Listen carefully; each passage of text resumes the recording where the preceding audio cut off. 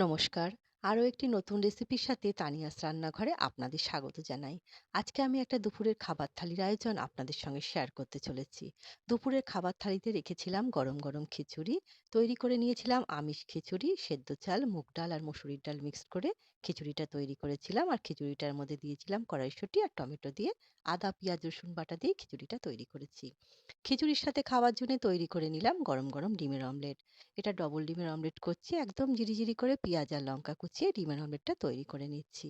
আর করেছিলাম আলু পেঁয়াজ ভাজা। শুকনো লঙ্কা দিয়ে আলু পেঁয়াজ ভেজেছিলাম। ডিমের অমলেটটাও নিয়ে নিলাম। এবার আমি আলু পেঁয়াজ ভাজাটাও নিচ্ছি। আলু পেঁয়াজ ভাজা আমিষ খিচুড়ির সাথে আমাদের বাড়ির সবাই খেতে বেশ পছন্দ করে। আমি আমিষ খিচুড়ি করে সাধারণত আলু পেঁয়াজ ভাজাটা অবশ্যই করে থাকি। আর করেছিলাম নিরামিষ বাঁধাকপির তরকারি। অনেকেই আদা জিরে বাটা নিয়ে কমেন্ট করে থাকেন। আপনারা হয়তো আমার চ্যানেল দেখলে অবশ্যই দেখে থাকতে পারবেন। আমি বাটা মশলায় রান্নাটা করে থাকি। কোনো গুঁড়ো মশলায় রান্না করি না বলে ওইজন্য আদা জিরে বাটাটা বা কাঁচা লঙ্কা বাটাটা আপনারা অবশ্যই শুনে থাকবেন। এটা আমি বলেই থাকি।